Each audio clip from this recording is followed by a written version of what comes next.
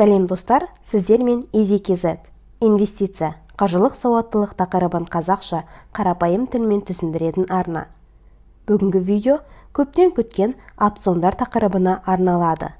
Инвестиция саласында көп талқыланатын опцион құралының ерекшелігі не? Қандай тәуекелдер мен артықшылықтарға ие? Инвестиция жасауға тұрарлық құрал ма? Акциядан айырмашылығы қандай? Осы сұрақтарға алдағы минуттарда жауап алатын боласыздар. Тақырыпты күткен болсаңыздар лайк басып, пікір қалдырып, арнаның дамуын қолдай отырыңыздар.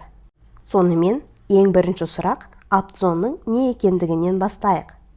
Опцион дегеніміз, оны сатып алушыға белгілі бір уақытта алдын ала келісілген баға бойынша базалық активті сатуға немесе сатып алуға құқық беретін келісім шарт. Бұл жерде сатып алушы активті сатуға немесе сатып алуға құқық алады, бірақ міндеттелмейтіндігін ескеру керек. Осынысымен опцион фьючерстан ерекшеленеді.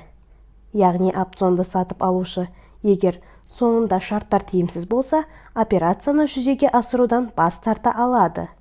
Ал фьючерс иегерлерінің ондай мүмкіндіктері жоқ. Сіздерде фьючерстің не екендігі туралы сұрақ туындап жатса, жоғарыдағы сілтемеге өтіп, фьючерс терминімен таныссаңыздар болады. Инвесторлар опционды көбінесе қысқа мерзімдік сауда-саттықта спекуляция жасау үшін қолданады. Себебі опционның потенциалды табысы жоғары, ал мүмкін болатын шығыны шектеулі. Ол дегеніміз, опционды сатып алғаннан кейін опциондық премиядан артық сумманы жоғалту мүмкін емес дегенді білдіреді. Опционның мәнін түсіну үшін мысалды қарастырайық. Мысалы, қазір А компаниясының акциясы $100 тұрады делік. Ал сіз болса, осы А компаниясының акциясына негізделетін опционды $100 тұратын орындалу бағасымен сатып алдыңыз. Орындалу бағасын страйк деп те атайды. Ал осы опционды сатқан адамға $20 премия төледіңіз. Басқаша айтқанда, $20 премия төлеп, белгілі бір уақыт аралығында сіз акцияға негізделген опционды нарықта қандай жағдай болмасын $100 сатып алу құқығын алдыңыз. Енді опционның орындалу уақыты барысында жаңағы А компаниясының акциясының бағасы $100-дан $200 өсті делік. Осы кезде сіз жаңа алдын ала сатып алған опционыңызды, яғни $100 А компаниясының акциясын сатып алуға мүмкіндік беретін опционыңызды қолданып, акцияны $100 сатып аласыз да, нарықта сол акцияны қайтадан нарықта саудаланып жатқан баға $200 мен сатасыз. Осы кезде сіз пайда көретін боласыз. Яғни $200-дан опционды сатып алуға кеткен $100 мен опционды сатып алушыға төлеген $20-ды алып тастағанда $80 сіздің таза табысыңыз болады. Ал егер опционның орындалу уақытының соңына келгенге дейін А компаниясының акциясы $100-дан ары өспесе, немесе тіпті төмендеп кетсе, сіздің максималды шығыныңыз сатып алушыға төлеген $20 ғана құрайтын болады. Себебі сіз опционды сату құқығынан бас тартуыңызға болады. Опцион терминін біршама түсініп қалсаңыздар, енді оның түрлерімен танысайық.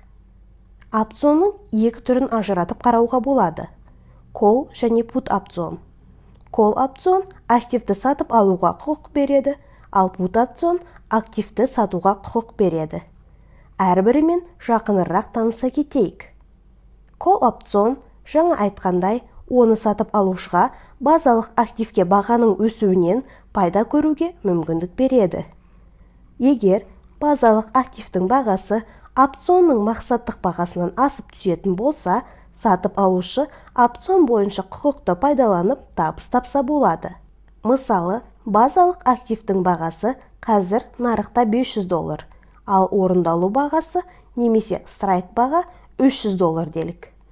Мұндай жағдайда опцион иегерінің табысы $200-ды құрайтын болады. Бұл жерде премия ескеріліп тұрған жоқ. Енді put опционды қарастырайық. Put опцион базалық активке бағаның төмендеуі әсерінен табыс табуға мүмкіндік береді. Егер базалық активтің бағасы орындалу бағасынан төмендейтін болса, оның иегері сату құқығын пайдаланып табыс тапса болады. Мысалы, егер базалық активті $200 сатып алуға болатын болса, ал put опцион егері оны $300 страйк бағамен, яғни орындалу бағасымен сатса болады. Бұл жағдайда базалық активтің биржадан $200 сатып алып, страйк бағамен, яғни орындалу бағасымен $300 сатып, $100 пайда көре алады. Бұл жерде де премияға кеткен шығынды ескермей айтып тұрмын. Сіздерге опционның не екендігі, оның түрлері туралы ақпарат түсінікті болды деп үміттенемін. Ендігі кезекте осы опционмен байланысты қандай тәуекелдер бар екендігін қарастырайық. Бірінші тәуекел ол үлкен шығындармен байланысты. Мысалы, акциямен салыстыратын болсақ, опционды ұзақ уақыт ұстау барысында опцион бойынша келісімшарт күйіп кетуі мүмкін. Егер базалық актив бағасы опцион бойынша келісімшарт соңына дейін сіз болжаған бағаға өзгермесе, опцион үшін төлеген барлық премияны жоғалтып алу қаупі бар. Екінші тәуекел қиын стратегиямен байланысты. Бастаушы инвесторларға бұл құралмен сауда-саттық жасау мүлдем кеңес етілмейді. Опцион күрделі құрал болғандықтан, оны толықтай түсінбейінше пайда әкелетін сауда-саттық жасау екіталай. Үшіншіден, опциондық келісімнің бағасы базалық активтің бағасының өзгерісіне қарамастан уақыт өте келе төмендей береді. Осылайша, сіздің базалық активіңіздің бағасы мақсатты бағаға қарай өзгеретін болса да, оның баяу қозғалуы нәтижесінде опцион келісімшарты бәрібірде күйіп кетуі мүмкін.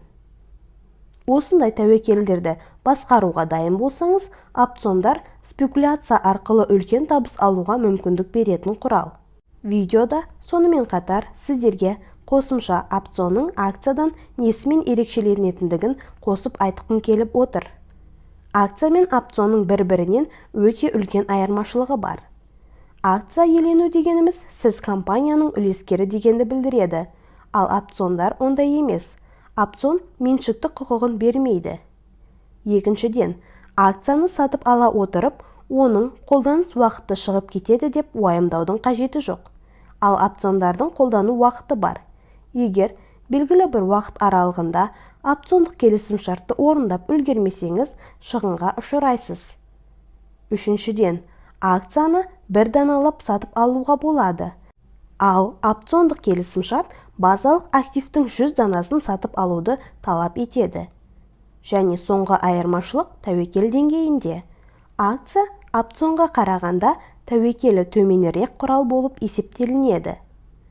Енді сіздер опционның не екендігін, акциядан айырмашылығы қандай екендігін және опционмен қандай тәуекелдер байланысты екендігін білесіздер деп ойлаймын. Видео пайдалы болса, лайк басып, арнаға тіркелуді ұмытпа. Сұрақтарыңыз қалса, төменге пікір қалдыра кетулеріңізді сұраймын.